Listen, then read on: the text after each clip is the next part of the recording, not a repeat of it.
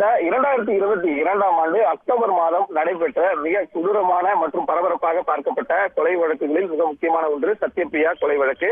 பரங்கிமலை பகுதியைச் சேர்ந்த சதீஷ் என்பவரும் சத்யபிரியா என்பவரும் காதலித்து வந்ததாகவும், ஒரு கட்டத்தில் சத்யபிரியாவின் குடும்பத்தினர் சதீஷுடன் பேச வேண்டாம் என்று கூறிய அறிவுறுத்தலின் பேரில் இருவரும் பிரிந்ததாக கூறப்பட்ட நிலையில பரங்கிமலை ரயில் நிலையத்திற்கு கல்லூரி செல்வதற்காக காத்திருந்த சத்யபிரியாவிடம் வாக்குவாதத்தில் ஈடுபட்டு ரயில் முன் தள்ளி கொலை செய்திருக்கிறார் குற்றவாளி சதீஷ்.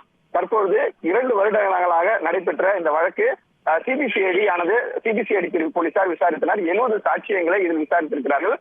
சென்னை மகளிர் நீதிமன்றம் நீதிபதி ஸ்ரீதேவி முன்பு விசாரணைக்கு வந்து இந்த வழக்கானது விசாரணைக்கு எடுத்துக் கொள்ளப்பட்டு கடந்த வாரம் இன்றைய தினம், அதாவது 27ஆம் தேதி தீர்ப்பு வழங்கப்படும் என்று தெரிவிக்கப்பட்டிருந்தது. இந்த நிலையில பலத்த போலீஸ் பாதுகாப்புடன் குற்றம் சுமத்தப்பட்டிருந்த சதீஷ் போலீஸ் பாதுகாப்புடன் நீதிமன்ற வளாகத்திற்கு அழைத்து வரப்பட்டார். அவருக்கு இன்றைய தினம் நீதிமன்ற நீதிபதி தீர்ப்பு வழங்கினார்.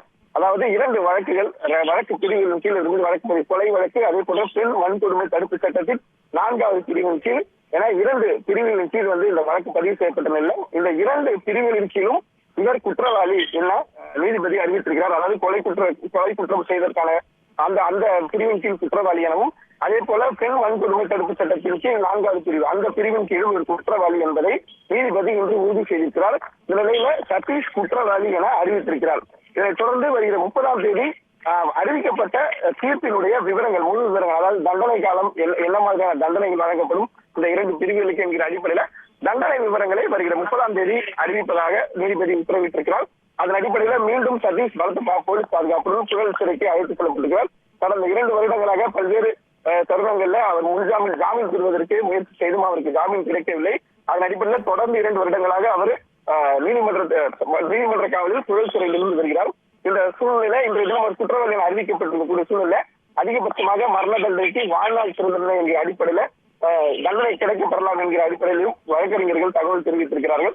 அதே போல பெண் வன்கொடுமை தடுப்பு சட்டத்தின் கீழ் 3 முதல் 5 ஆண்டுகள் வரை தண்டனை கிடைக்கலாம் என்கிற அடிப்படையிலும் கருத்து தெரிவித்திருக்கிறார்கள். எனவே இவர் ஏற்கனவே இந்த 2 வருட காலங்கள் நீதிமன்ற காவலில் அனுபவித்திருப்பதால் அதை நீங்களாக மீதமுள்ள எத்தனை வருடங்கள் இவருக்கு வழங்கப்படும், கடுங்காவல் தண்டனை வழங்கப்படும் என்கிற அடிப்படையில 30ஆம் தேதி விவரங்களில் நீதிமன்ற தீர்ப்பு விவரங்கள் இடம்பெறலாம் என்கிற அடிப்படையில சட்ட வல்லுநர்கள் தெரிவித்திருக்கிறார்கள். விரிவான விவரங்களுக்கு நன்றி சதீஷ்.